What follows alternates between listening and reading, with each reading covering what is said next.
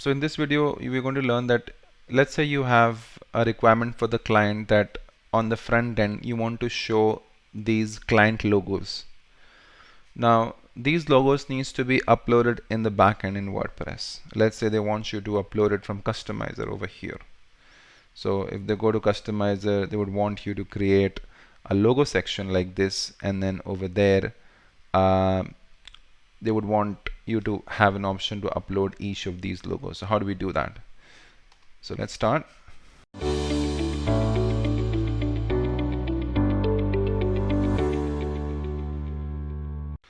So inside of your WordPress theme, you create a file called customizer.php, and then you just include that inside of the functions.php, like I have here. So I've done include once, and then I've included the customizer.php. Now, so in WordPress we have a hook available, and that hook is called customize register. So you can do add action. You can call the add action function, hook it to the customize register hook, and then call your custom function. So I'm going to name our function as Ollie's customize register. So Ollie's is basically a prefix, so let me do that. So we created this function, which is function Ollie's customize register. It accepts a parameter which will be an instance of a WP customize manager class. So customize manager class is basically a class of WordPress. So if you take a look over here, this is the class that's available, and it basically bootstraps the customized experience on the server side, which means what you see in the customizer section, it's responsible, is taken care of by this particular class. Now this class basically has certain methods available which we're going to use to register our own section. So certain sections are already registered, pre-registered by WordPress, and if we want to create a new section over here, like I showed you earlier, then we can basically hook into this particular hook, call our custom function, take advantage of this particular class object, and call the methods to go ahead and add our own custom sections over here. So in our case, I want to add a logo section. So for that, what we're going to do is the first thing we're going to need will be the session ID. Okay, so let's say we call the section ID as main section ID. So this is the variable that we have named. You can name it whatever you want, and the value of that will be Ollie's underscore logos underscore section. Again, you can keep name whatever you want. Since it's more relevant to what we want to do over here, that's the name I have given. Next thing we want to do is basically call a function called add section. So this function. So if you go back and check in the WordPress WP Customize Manager class, there's a function available called add section. Now this function basically is responsible for adding a customized section. If you want to add a section over here in WordPress at this somewhere here, then we can do that by calling this function. Now it accepts certain parameters. The first one is the ID. So what is that ID? So ID is basically the customized section object, or the ID. So in our case, I'm keeping the ID name as Ollie's logo section, but you can keep it whatever you want. The second parameter it takes is basically an array of arguments, and this is optional, but it takes certain properties. You can see this particular class which will give you information of what all arguments is accept, but in our case this is what we need to pass the title. So what will be the title over here? Like you have menus, widgets, so what will be the title over here? So in our case we want to keep it logo section, and then you also need to pass the domain as well. Then what will be the description of that particular section? So in our case, upload logos, because this section allows us to upload logos from the customizer. So so the first step was inside of this function was to create a section ID, the main section ID, and then go ahead and add the section. So we added the section. The next step we have is to go ahead and add the settings for this particular for different sections. So yeah, so now you have to add the control. So to add the control is the add control function, and remember that we have to create an option to upload multiple images, not just one. If it was one, it was fine, but since it's multiple, what we can do is we can create an array. So we can create a custom array. So if we go over here, I can do like add settings and controls. So this is that section, and we have created an array, an associative array with key value pairs. One is the label, what will be the label of that upload part and upload section, and what will be the ID of that particular upload section, like the subsection inside of it. So since we want 6 upload options, 6 logo upload options, that's by creating an array of 6 items. Next thing we do is we just loop through this particular array. So we just loop through it. We say logo names as logo label, which means this, and logo name, which is this basically. And then we can dynamically generate the ID. So we can say setting ID. Again, you can keep the name whatever you want, but it's basically the setting ID we're going to use for each of those sections that goes inside of this parent. And then we use printf, so it's going to take this prefix. You can name it what you want, and then %s will be replaced by the logo name. So each time in the loop, for each iteration, the setting ID will become, in the first instance, it will become Ollie's underscore. So what is the logo name? So logo name in the first case will be this, so it will become that.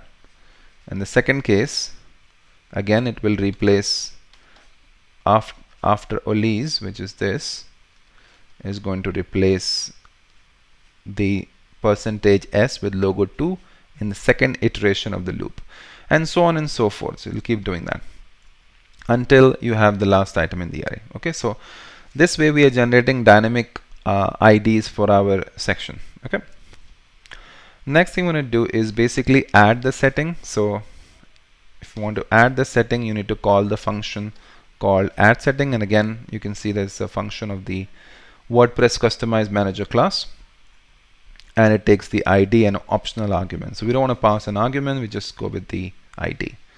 So every time the ID will be different. In the first instance, the ID will be Ollie's logo 1, so that will be passed here. In second instance, or second iteration, it will be Ollie's logo 2, so on and so forth up until logo 6. Okay. The last but not the least, we need to call the add control function. So we'll call the add control function. Okay.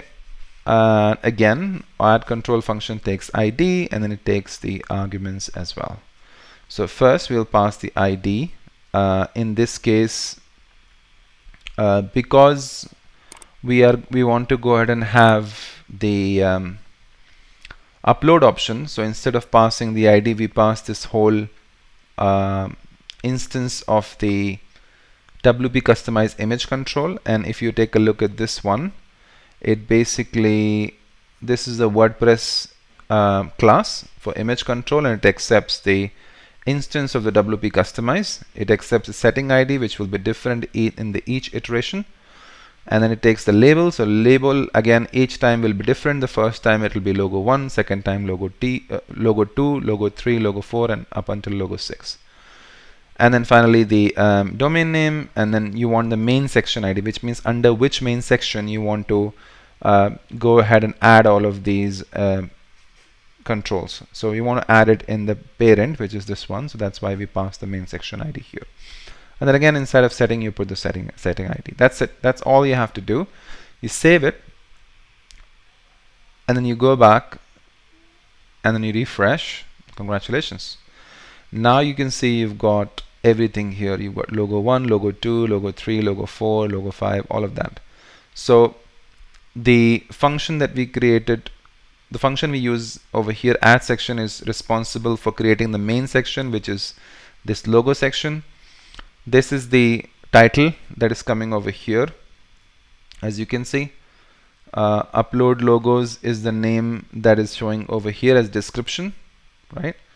Then you have each of these logo names, so it's iterating through and it's adding those controls. So it's adding all of these controls, and then it's going ahead and labeling them. So for the first one, it's labeling logo 1 and logo 2, logo 3, and it's also adding these IDs using these specific IDs, which will be different each time. So let's upload it. I'm gonna go over here and let's upload the logo 1. I'm gonna upload it here. First one. Let's do the second one. Let's do the third one. Let's do the fourth. And then fifth.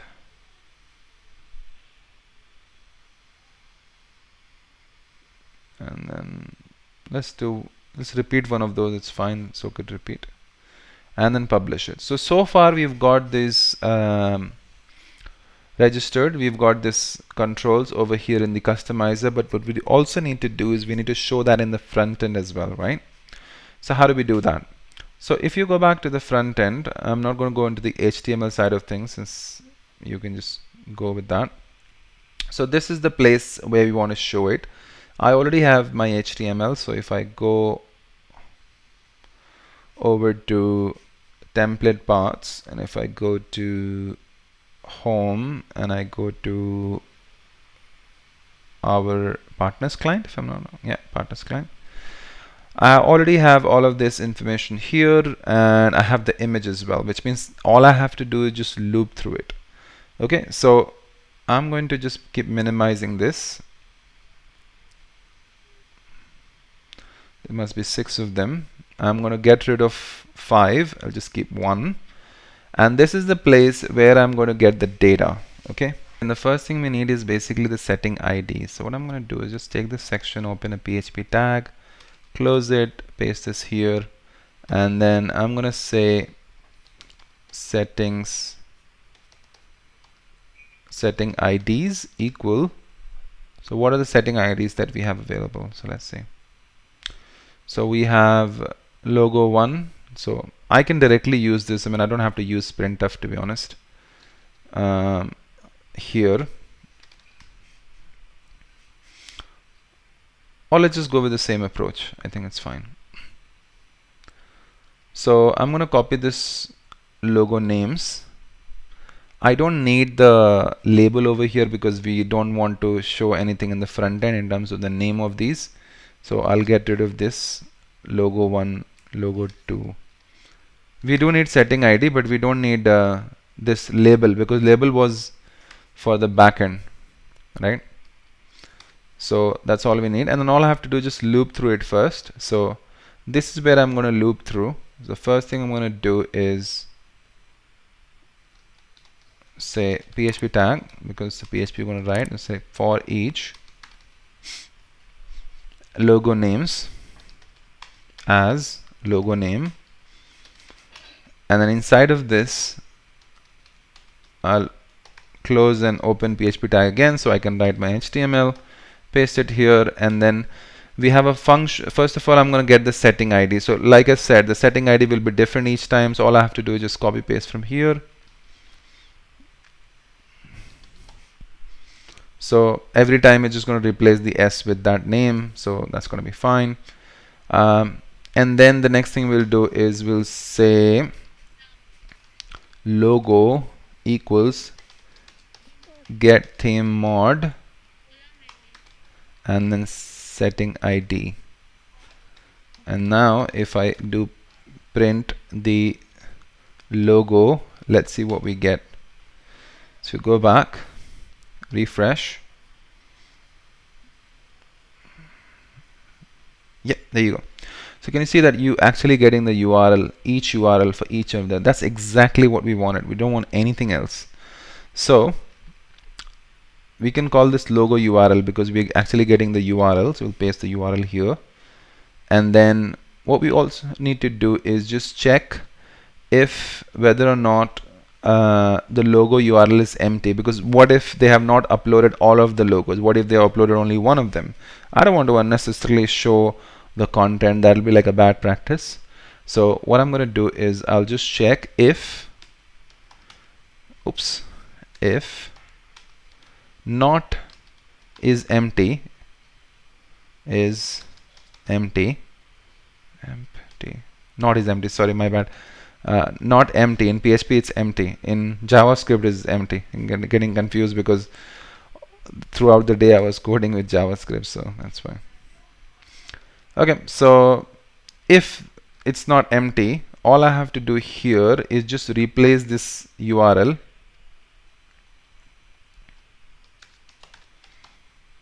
echo,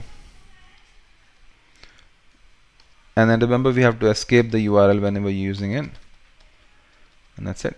And let's go back, check, refresh. There you go. There you go. Congratulations. You've got all of the logos dynamically coming from WordPress. Now we can improvise this in certain way. How can I improvise it? Now remember that we don't really have the alt text dynamically showing. We're just saying project 1 for everything.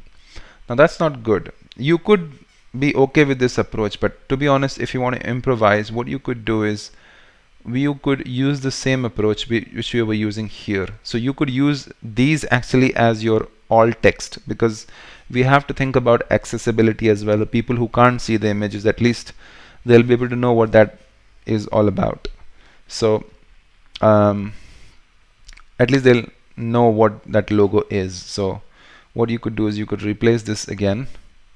This time use the same thing we used here, which was logo name and logo label.